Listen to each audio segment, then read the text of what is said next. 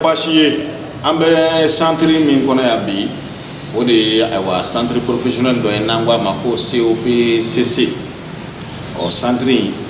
akabara min ye o ye ka mogo dege fini kalali la tayere ya sirafe ku kala muso olu de be kala ya o amba karamgo kerefe ni wati na le yere bi ni présenter anye ka centre yere présenter anye mais en sigi kun yere min ye folo o de coronavirus aduna nga jamana ko o wati mina na aduna jamana nyama no jamana marabagaw yi o ye disposition ta no ye fera ni dabali do ye ko lutige o fera ni dabali tigele no nume mungo fo o ye ku hakili to jamana furuba barakela dowla o nga hakili to ra dowla ni ngara do ko ni ngara munu ngo no nya do yi o tuma na na ni ngabi akani présenter ka centre yere fo anyu flo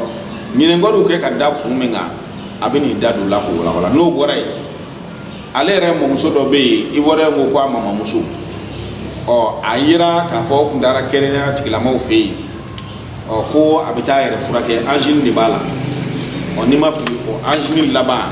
kenena tikila mo na fo ko coronavirus ya fa mo ni nga ko o de be ala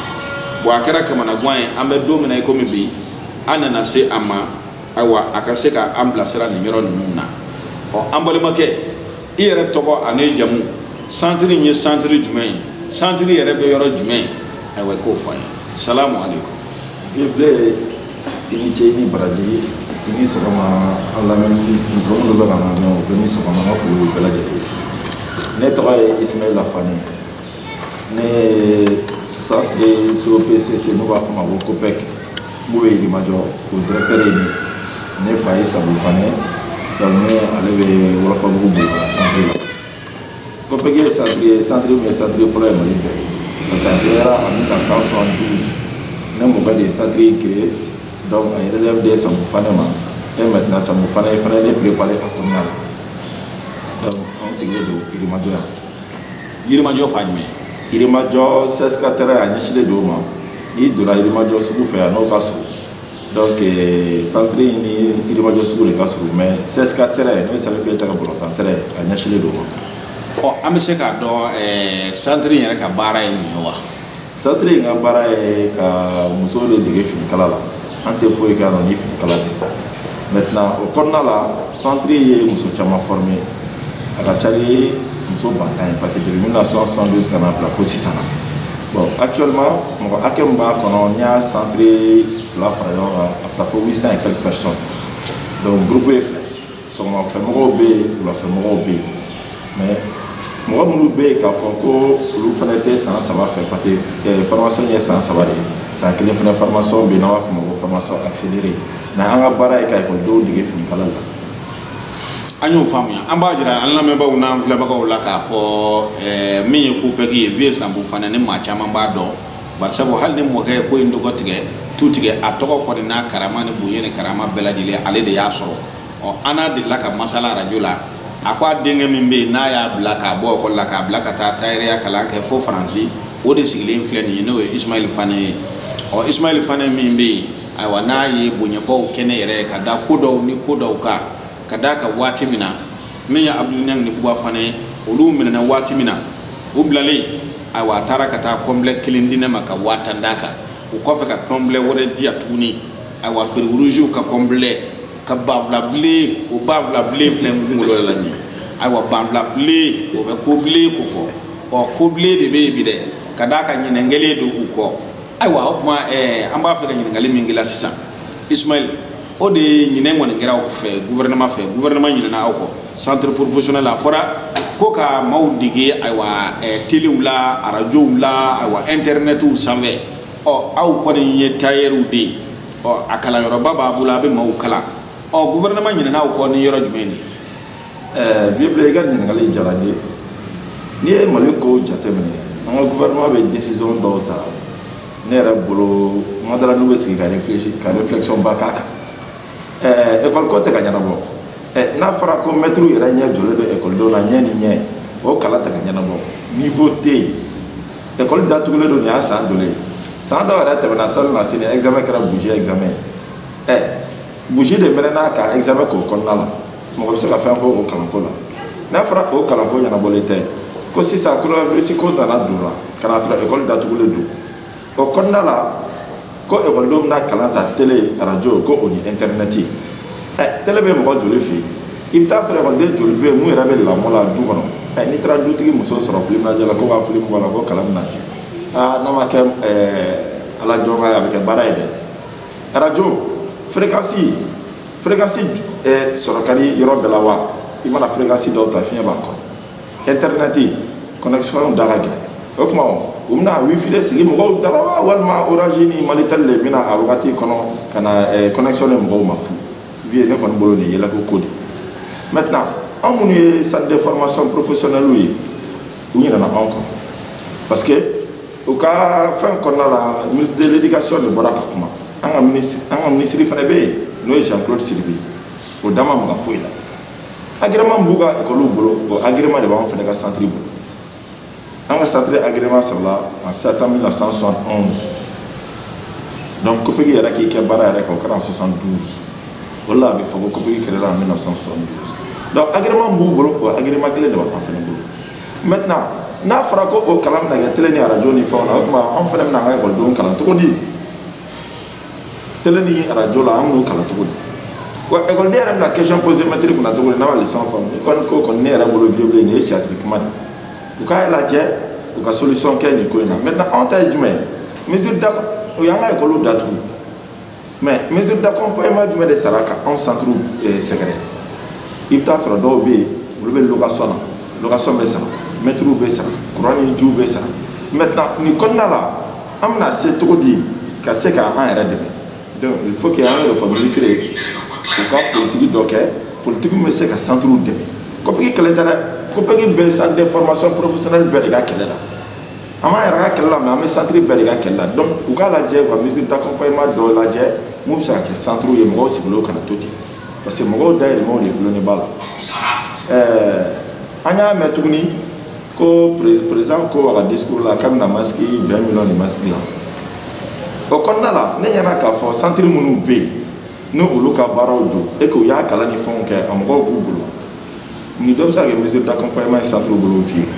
ka di centre ma centre ka masques dilan 20 millions k'a cari mais an y'a mɛn kuma na tiɲɛ don wa nkalon don wa an kɔni y'a mɛn kuma na ko o marché taara ko o di Comatex ayiwa ko marché bɛ di Comatex yɛrɛ dɔrɔn tɛ fo a n'an ka tailleur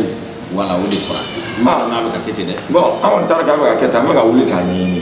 mais ne kɔni bolo politique la mun bɛ se ka jamanadenw dɛmɛ kosɛbɛ anw minnu bɛ yen k'a fɔ n'an ka baara jɔra k'an ka baaraw jɔra o kɛra ka u kɔfilɛ anw na dɛ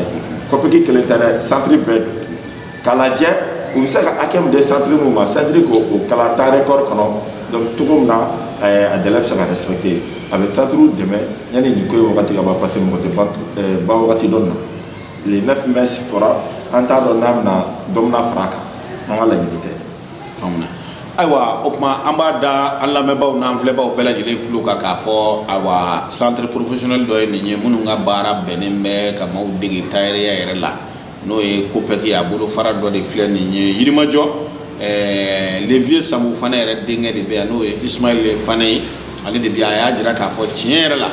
olu kɔni gɛlɛya bɛɛ olu ka bi kosɛbɛ ka d'a kan coronavirus ko nana kɛ sababu ye maa 800 de tun bɛ kalan nin yɔrɔ kofɔlen ninnu na n'a ma ɲɛ k'a fɔ coronavirus ye yɔrɔw bɛɛ lajɛlen datugu kalan tɛ ka kɛ bilen o tuma jamana bɛ se k'i miiri olu la ni jumɛn ye o ye jamanakuntigi bɔra k'a fɔ jamana foroba tele sanfɛ ko masque 20 millions bɛna dilan k'o di malidenw ma o baara bɛna di an yɛrɛ ka tailleur ma yan n'o baara dira an ka tailleur ma o baara bɛ laban tuguni ayiwa ka di Comatex ninnu ni taxi fɛn o fɛn o n'a ɲɔgɔnnaw ma o tuma ale y'a jira k'a fɔ nin baara in a kan ka di centre professionnel ma olu ka nin kalali ninnu kɛ ko o de cɛ ka ɲi kosɛbɛ kosɛbɛ n'o tɛmɛna ka bɔ yen tomɛ bɔlɔla bɔlɔ yɛrɛ dulon n'o de fana u ka baaraw jɔlen don Ismaël Fane n'o bɔra yen i y'a jira n na k'a fɔ min ye i yɛrɛ mɔmuso ye o tɛ mɔgɔ wɛrɛ ye dɛ ko a taara dɔgɔtɔrɔso la k'a man kɛnɛ ayiwa a man kɛnɛ o labanna jumɛn na o de kɛra ayiwa ka taa bila quarantaine na an bɛ don min na komi bi yala bana min fɔra n'o ye coronavirus ye o de b'a la wa ou bien o t'a la wa ayiwa o tuma mun b'e bolo k'a fɔ o ko in na yala baara in a bɛ ka kɛ a kɛcogo yɛrɛ la wa santé kɛnɛya tigilamɔgɔw fɛ wa ou bien cogo di? Vieux i ka nin ɲininkali diyara n ye. Coronavirus ko in kɛlen don ka ne yɛrɛ dabala ban. I n'a fɔ maliyɛn caman bɛ yen u dalen t'a la cogo min na, mais o fana sɔrɔla gouvernement ka communication kɛcogo de fɛ. U ka communication ne yɛrɛ bolo u ka communication kɛcogo man ɲi. N'a fɔra ko ne mamuso filɛ,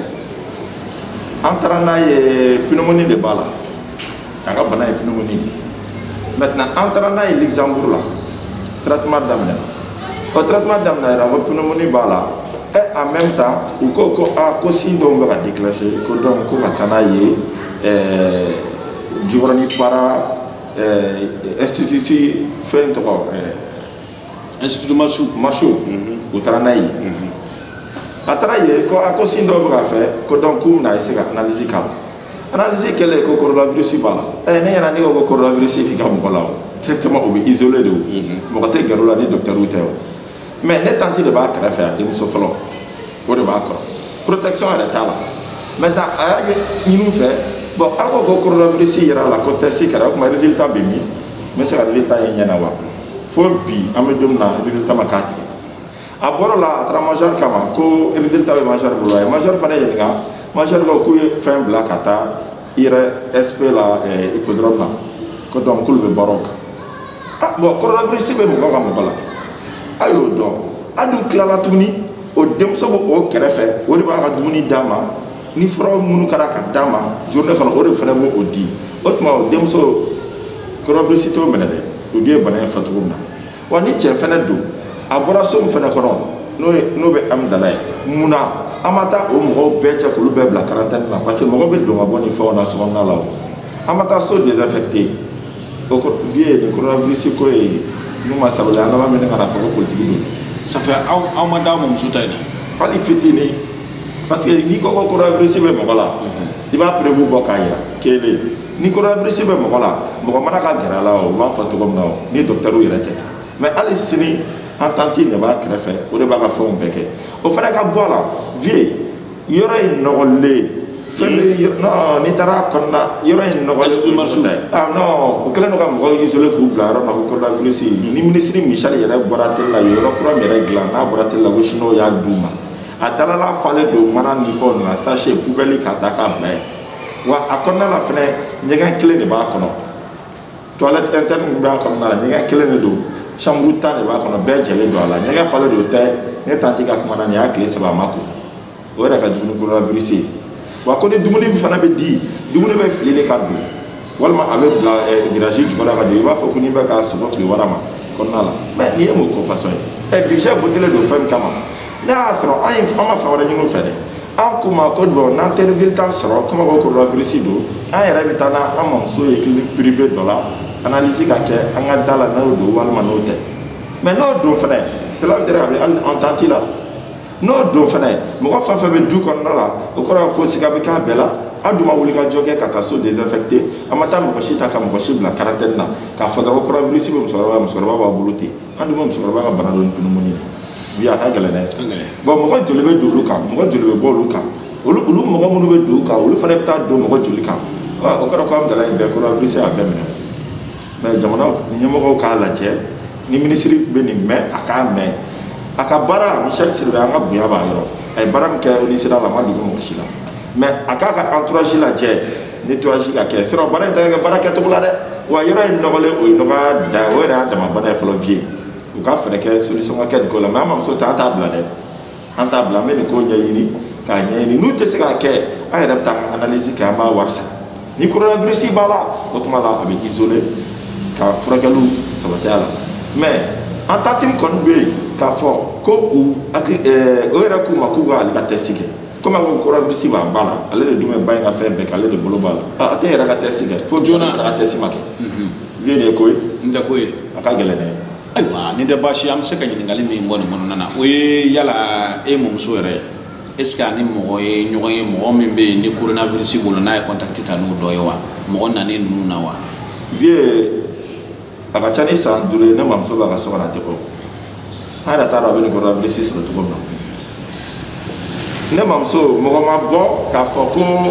an badenw na mɔgɔ bɔra jamana fɛnɛ kɔ kan coronavirus bɛ jamana min na ka na don so kɔnɔ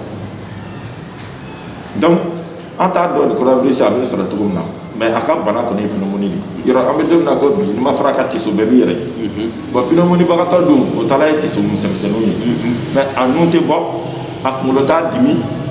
kɔnɔboli t'a la an kɔni taara n'a ye fièvre kɔni wulila sinon